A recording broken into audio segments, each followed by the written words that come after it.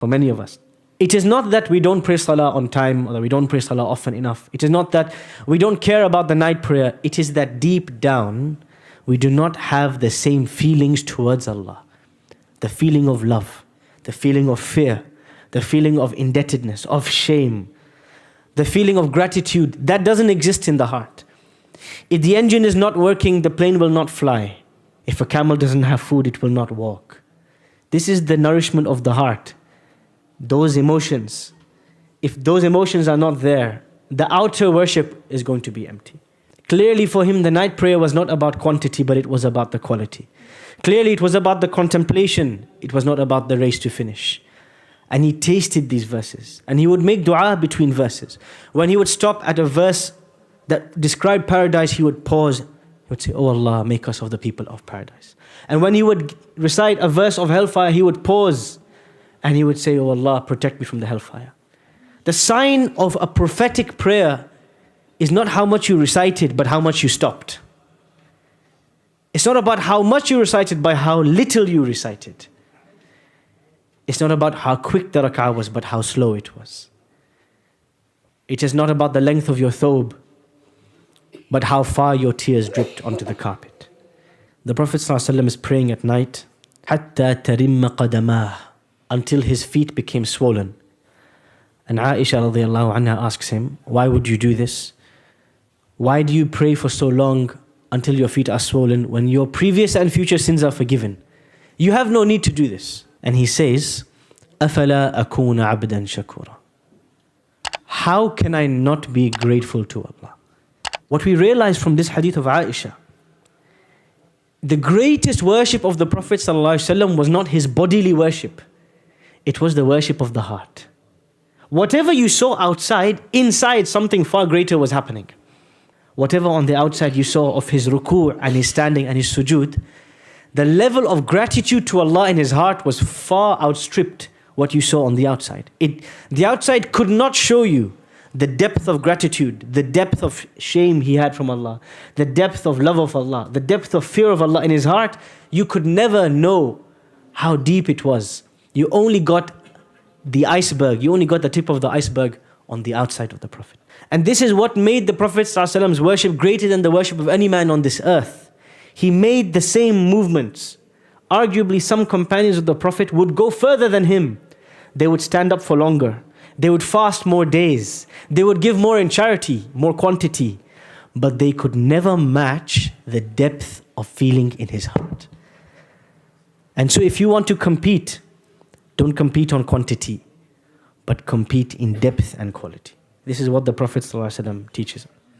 أَفَلَا أَكُونَ عَبْدًا شَكُورًا. What moves you to worship is greater than the worship itself. The intention is greater than the action. What is in the heart is greater than what is on the limbs. We miss the whole point of the Prophet ﷺ's sunnah.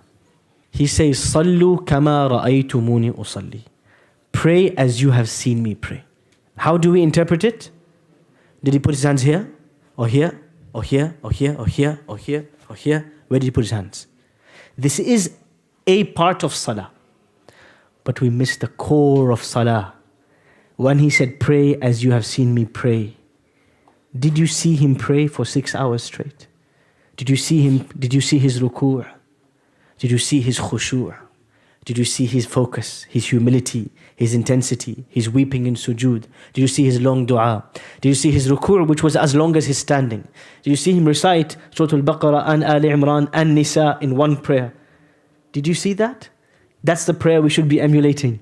But we got lost in the detail, the finer detail, and we missed the big picture. Missed the big picture completely. It's like somebody goes to buy a car, and you go and you check the mirrors, and you open the bonnet and look inside. And you check whether the buttons are working to get the windows up and down. And you say, yes, I'm going to take the car. The car has no tires. How's it going to move? You missed the whole point.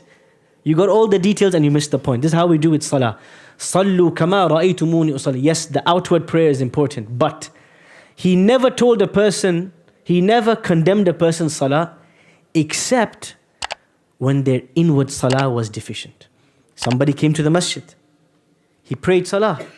He did all the movements and he left. The Prophet said, stop, you didn't pray, go back and pray. 3 times. His outward salah was fine. It was perfect. What was he missing? At-tuma'nina. The slowness of prayer. The peace of salah. It is as though he didn't pray. This is the Prophet ﷺ. He keeps pointing to this. Guys, don't miss the point. It's not about the movements. Don't come and peck on the floor like a chicken. He described the salah of a hypocrite. A hypocrite waits until the end of time and then he quickly pecks 4 times on the ground like a chicken. And he goes, that's his salah. Tilka salatul munafiq, he says. That is a salah of a fake believer. This is the description of our salah, many of us. If you want to get started emulating the salah of the Prophet ﷺ, just a salah. For a month, my advice, don't pray any additional voluntary prayers. Start with the obligatory salah. Pray it early, pray it on time, take your time. 10 minutes, 15 minutes. Lunch break at work, maybe you get 30 minutes for lunch, 45 minutes for lunch, 10 minutes, 15 minutes, salah. Book a room, find a place, find a corner. Get rid of the distractions. Make this the most important part of your day.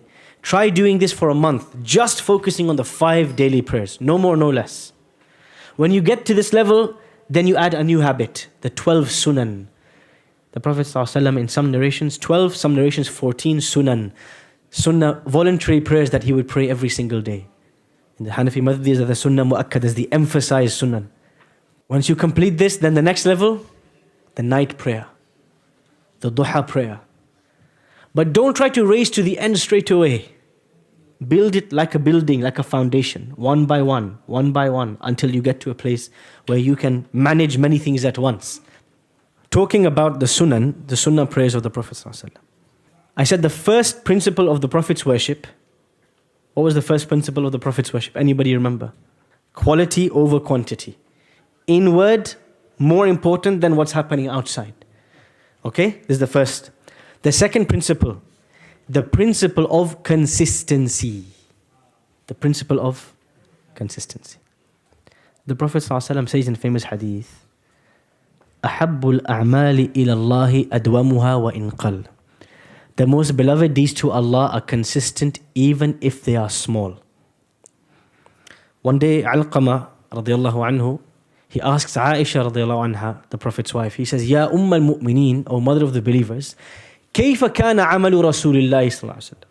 What was the Prophet's deeds like? His actions, what did they look like? Did he have some days for some special things, some other days for other special things? She said, no. She says this famous word. كان عمله ديمة. His actions were consistent. He would do something, he'd do it every day of his life. And this is where the concept of the wird comes in. You might have heard this word, the wird. Wird in Arabic refers to a portion of the Quran or a portion of dhikr that you never leave every day. What does consistency mean? It means this action, this habit is so important in my life. If I miss it, I will compensate for it. I will make it up later. So if the Prophet ﷺ would miss his sunnah, his 12 sunnah, the 12 sunnahs he would pray every day, or 14 depending on which narration you take, he would make them up later. If he missed the night prayer, he would make it up in the daytime. Because these are his habits. These are the pillars of his day. They never change. They never move. They never sway. This is consistency. When you do something consistently, you start to realize on a daily basis, you won't see the effect. But there's a compound effect. Say every mountain starts with a pebble. One pebble, another pebble, another. Before you realize it's a mountain. The Prophet ﷺ, this is how his worship would be. Small, but consistent. So when we want to copy, embody, emulate the Prophet ﷺ, we have to start with something small that we can do. We have to be realistic. The Prophet ﷺ says, when he's giving advice about this, he says, إِكْلِفُوا مِنَ الْأَعْمَالِ مَا تُطِيقُونَ. Take on board deeds that you are actually realistically able to do. فَلَنْ يَمَلَّ اللَّهَ حَتَّى تَمَلُّوا. Allah doesn't get bored, but you might get bored. Don't overdo it. So start with once a week. You can do once a week, make it twice. You can do twice, make it 3 times, 4 times.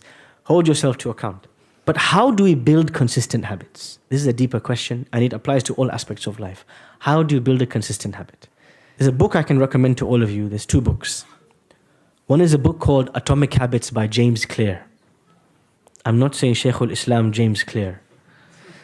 You say, Ustad, Hisham takes from the kuffar. Yes, I take from the kuffar. The Prophet ﷺ said, Al-hikmatu dalatul mu'min. Wisdom is the lost property of the believer. Anna wajadaha fahuwa ahaqqu biha. Wherever he finds it, he is more deserving of it. If I find wisdom, useful, beneficial knowledge from a non-Muslim, I will take it. And so sometimes we have to accept and benefit from other sources. James Clear, he writes a brilliant book very recently called Atomic Habits. So all on this idea, how do I develop a habit? How do I make something from a deed once in a while? We've all tried it. Ramadan, everybody has the habit of Quran. After Ramadan, it's gone. It evaporates. The most effective way to build a habit is to create a sense of accountability. I'll give you a simple example.